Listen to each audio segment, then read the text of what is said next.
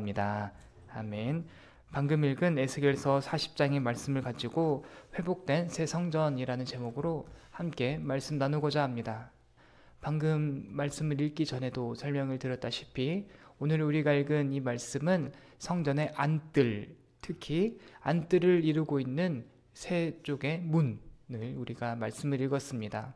머릿속에 그려보시면 좋을 것이 성전의 바깥뜰이 있고 성전의 안뜰이 또 있고, 그 안뜰로 들어가면 성전의 지대가 놓이고 그 안에 성전이 위치한 그러한 이제 조감도라고 해야 될까요? 청사진이라고 해야 될까요? 그 말씀의 그 중간 부분을 우리가 열심히 읽고 있습니다. 이후에는 이제 성소 안으로 들어가는 모습이 뒤이어 나올 겁니다. 그렇다면 에스겔서의 선지자가 성전의 안뜰에 관하여, 특히 문에 관하여 이렇게 구체적으로 보고 예언한 것이 오늘날 우리의 삶 가운데 어떠한 영향이 있는지를 함께 살펴보고자 합니다. 먼저 오늘의 본문이 이스라엘 백성들에게는 회복의 메시지요, 소망의 메시지였다. 이것부터 우리가 점검하는 것이 필요합니다. 이스라엘 백성들, 나라가 멸망했습니다. 예루살렘이 망했습니다. 그리고 자신들은 포로로 잡혀갔습니다. 그 가운데에서 내 자신이 망한 것도 충격이 클 테고 나라가 망한 것도 충격이 클 텐데, 그들에게 정말 큰 충격으로 와닿았던 것은 하나님의 임재, 하나님의 영광의 그 상징이었던 성전이 온전히 회파되는 거였을 겁니다.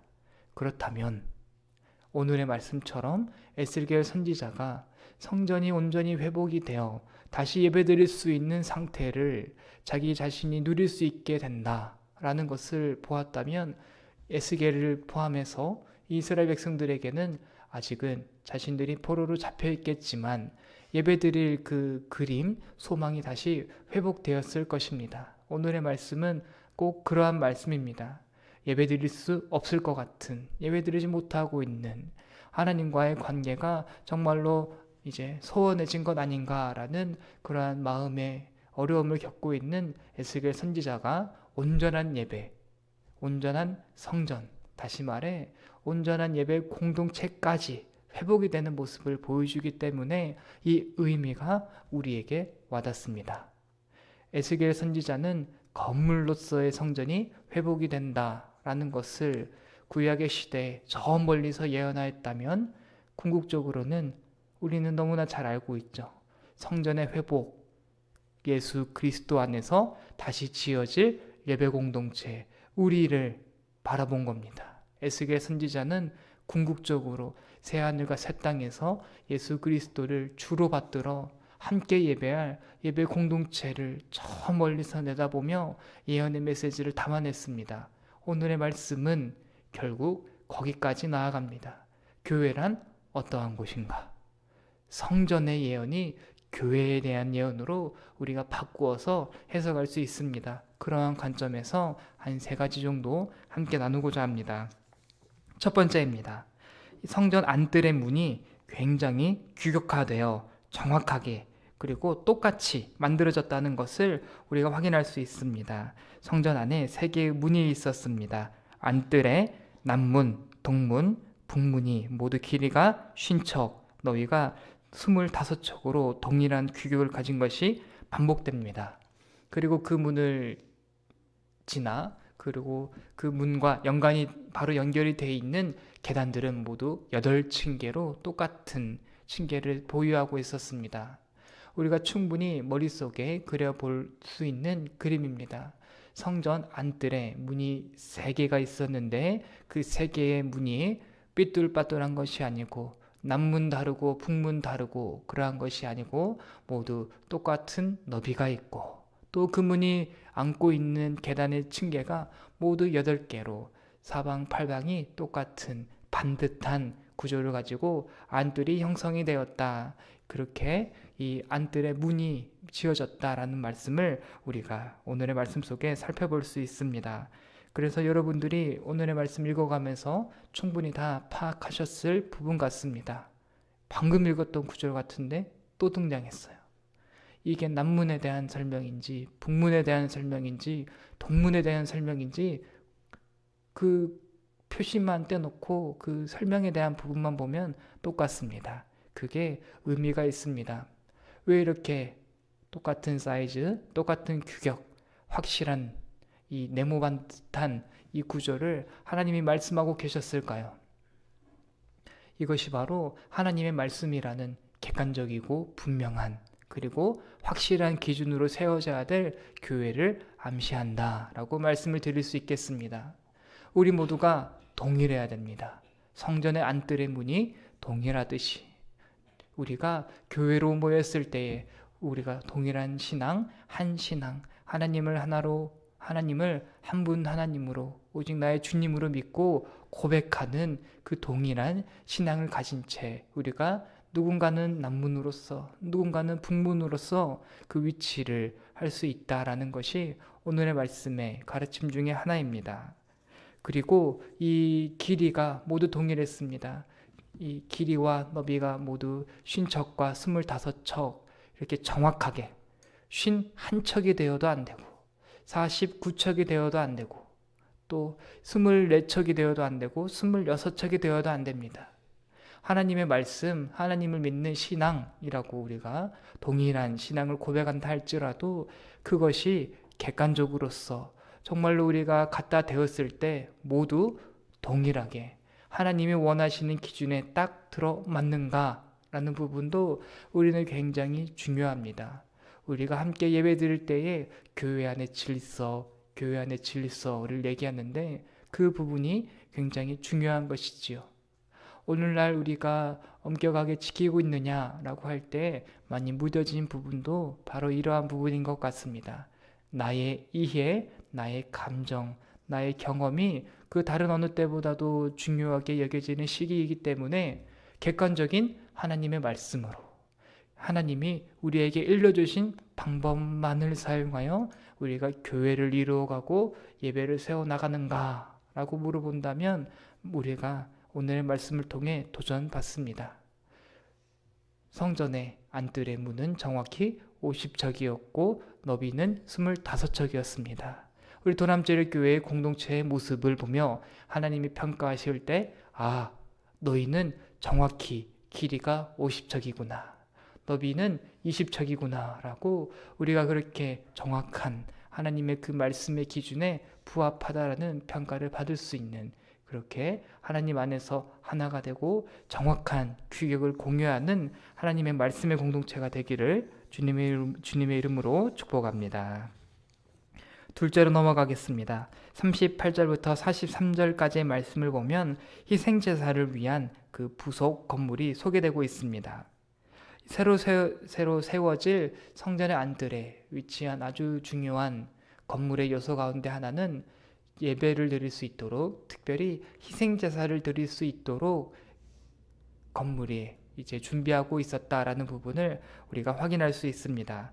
그리고 이 건물에 대한 38절부터 43절까지의 이 건물에 대한 희생제사가 드려질 이 부속 건물에 대해서도 굉장히 묘사가 정확하다라는 것을 확인할 수 있습니다. 이 새로 세워질 성전 안뜰, 제사를 위하여 준비가 된 이 제단이라고 하게 된다면 이 제단이 궁극적으로 무엇을 가리킬지는 우리가 너무나도 잘 알고 있습니다. 우리가 모여서 있을 때 우리의 예배가 예배되도록 우리가 하나님께 드리는 이 감사의 제사가 하나님께서 기뻐 받으시는 예배가 되도록 선행되는 제사가 있으니 그것이 바로 예수 그리스도의 대속의 희생 제사였습니다. 우리가 성전으로 모였을 때 그 가운데 항상 중심을 차지하고 있어야 되는 것은 그리스도의 희생 제사였던 것이지요. 오늘의 말씀이 그 부분을 가지고 볼 때에 은혜가 되는 측면이 있습니다.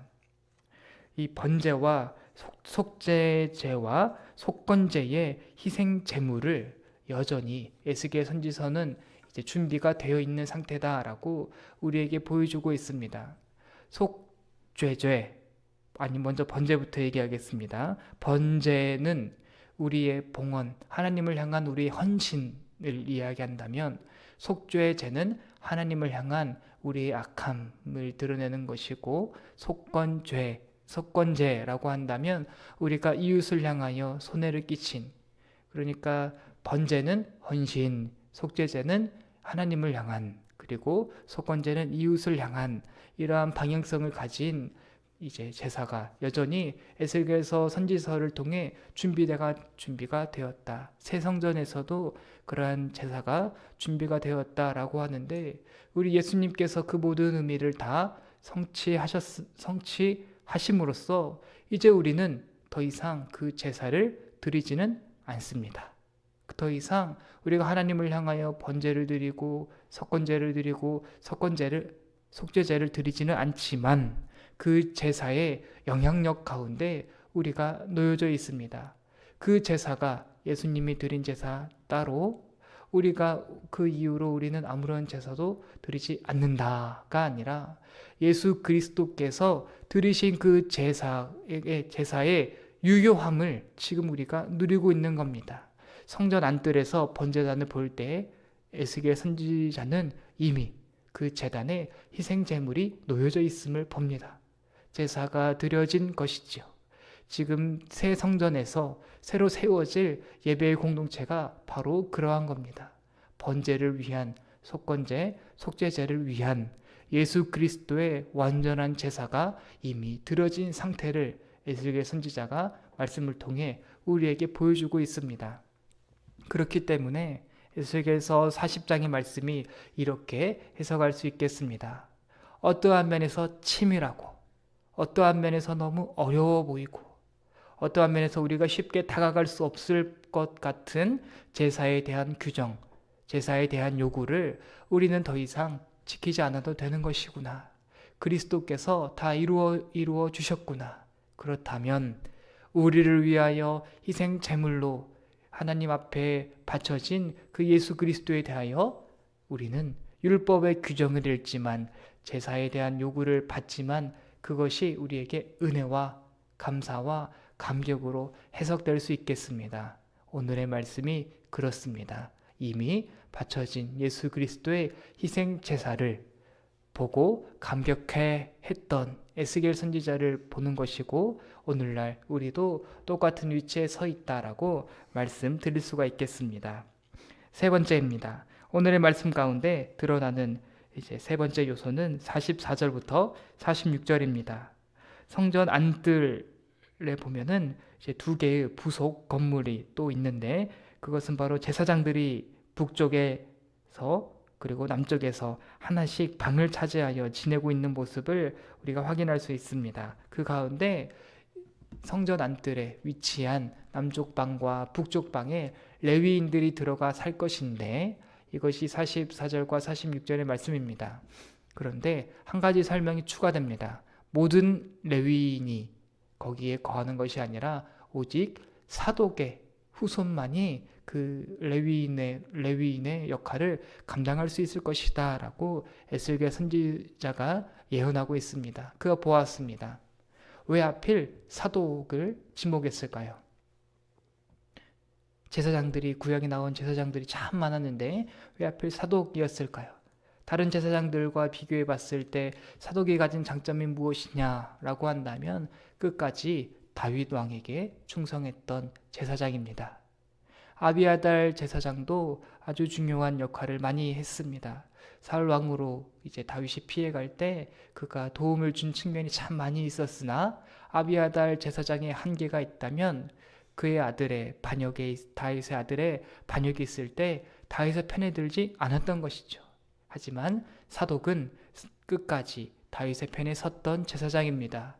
그렇기 때문에 에스겔 선지자가 이 새로운 성전에서 사독의 후손인 제사장들이 있다라고 말하는 것은 그 새 예루살렘, 새 성전 안에서 하나님을 섬기고 하나님을 기쁘게 할 제사장들은 끝까지 충성할 자들이구나, 신실한 자들만이 그 안에 거할 수 있겠구나라는 것을 그가 지금 보고 있습니다. 이 사독의 후손, 사독의 자손으로서 오늘날 우리가 부름받은 줄 압니다.